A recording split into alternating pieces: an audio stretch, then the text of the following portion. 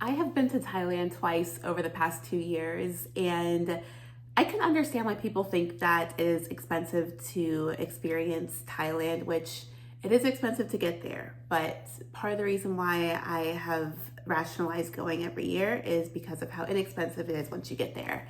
So, over the next 30 days, I actually want to talk through all of my 2025 trips and the lessons learned, the experiences I had, and the cost breakdown of how much everything costs. So, obviously, for this week, I really want to lean into the glorious, the one and only Thailand. So this trip this year was a bit interesting because I went for 2 weeks, but the first 5 days was with my business coach where we sat down and mapped out my next big project. And then I spent 5 days where I was on more in my retreat host bag. So I hosted the Black Girl Getaway for 5 days. And then I spent a week solo dolo. I stayed in both Phuket and Bangkok for this time, and I absolutely loved it. I think Thailand is one of the best places in the world to travel solo. So for the purposes of this video, I will just be focusing on the solo experience that I had and just wanted to paint a picture about how much it actually costs to get there as well as to experience Thailand for itself. So I'll give context as well really quick. Let me go back. So 2024, I went there for 2 weeks as well. I did a mastermind in Koh Samui. So flew into Bangkok and then did a Air Asia flight. I think it was Air Asia over to Koh Samui for a 3-day mastermind. And then for the rest of the time, I spent a couple more days in Koh Samui. I did a few days in Chiang Mai, a few days in Phuket, and then another few days in Bangkok. That one was fun. It was actually cheaper than the trip that I did this year that was shorter, but I'll get into a bit more details as to why, both in this video as well as upcoming videos. But let's get into my 2025 breakdown. So I went through all of the bank statements and pulled up the exact receipts. So for the 2025 Thailand trip, I spent $1,200 on my flight.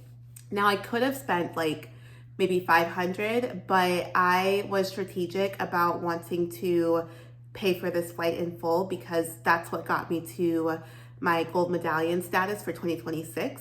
So for context, this is all within the Delta rewards and loyalty program. I am a Delta girl through and through, and so for these flights, you fly domestically through Delta, and then once you fly over from either Seattle or Detroit, or I'm trying to think of any other places I flew out.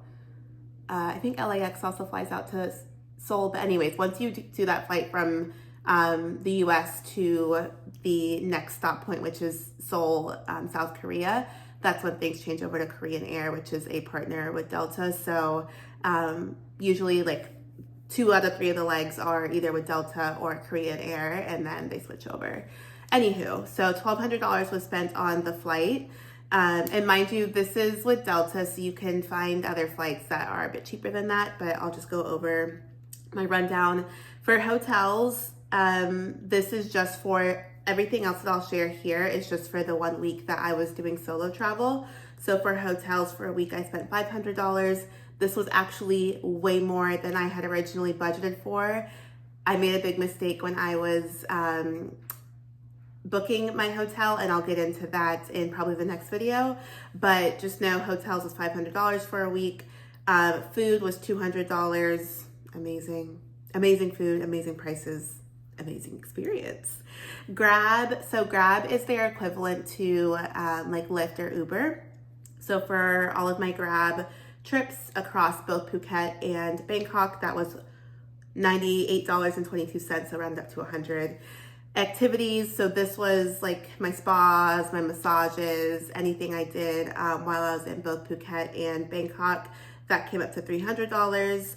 My inter-Thailand flights, so my flight from Bangkok to Phuket and then Phuket back to Bangkok, that totaled to $150. And for those flights, I flew first class, and I also flew, you have to pay a bit more for baggage, and I knew that I overpacked, so I had to integrate additional baggage purchased there. And then that brought my grand total to $24.50, including my flights. Now without the flight, that was $12.50.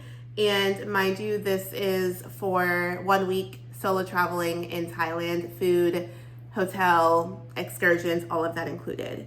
Now, what I did not include in this breakdown was my hospital visit. So in one of my earlier videos, I talked about how I went to the Bumrungrad International Hospital in Bangkok to do a full body screening because I really wanted to just ensure that many of the inner workings of my body were actually working like how they needed to. So that was a very comprehensive 4-hour deep dive that I treated myself to for my birthday.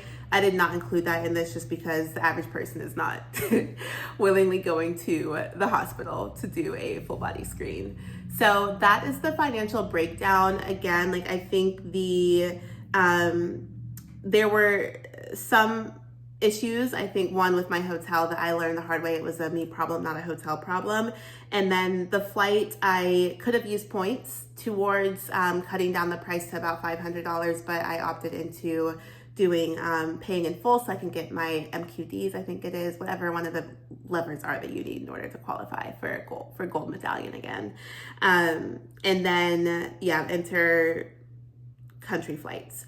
Now, I will say, I think that when it comes to the solo travel piece in Thailand, this is one of those places around the world where it really is like you wake up and you decide. And I think, who is it? I think official Erica on Instagram and TikTok, she always talks about how like, I just woke up and decided.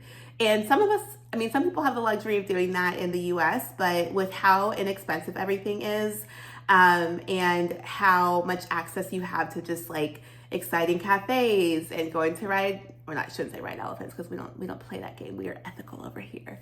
Going to experience the elephants or going to, if you're in Phuket, like going to the different excursions on the beach. Like there's so much that you can do. And I do encourage, like if you are considering solo travel in Thailand, give yourself at least half of your itinerary, have nothing blocked off so that you wake up and you decide whatever your body is feeling, whatever, is pulling at I shouldn't say that, whatever is pulling at your, how do I say this? Whatever your heart desires, like you can just wake up and do it. So massages are very inexpensive there. All of the massages I did were at least 2 hours and they were no more than $100. When I was in Thailand my first time around, I went to this spa in Chiang Mai and I did a 3-hour massage. So it was a 1-hour Thai massage, a 1-hour oil, what do they call it? Essential oil massage, and then a 1-hour foot massage. And that came up to like $90. So I think it's also one of those places where you can truly splurge and take care of your body, take care of your health, take care of your inner child and get out and play and know that you're not having to pay a fortune. So tomorrow, I think what I'll do, I will go over the one big mistake I made with the hotels. There are some incredible and expensive hotels in Thailand, and even like boutique Airbnbs, like the villa that we stayed at for the retreat, Beverly Hills of Thailand. It was epic.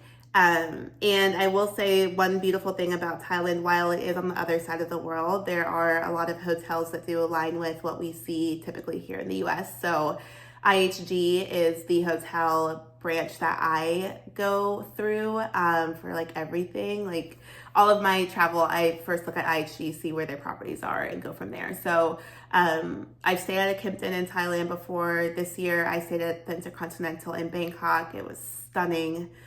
The customer service, the hospitality, and being a part of their loyalty program and having some of those perks. I got free breakfast every morning, so that decreased the amount of money I was spending on food. They had free drink vouchers.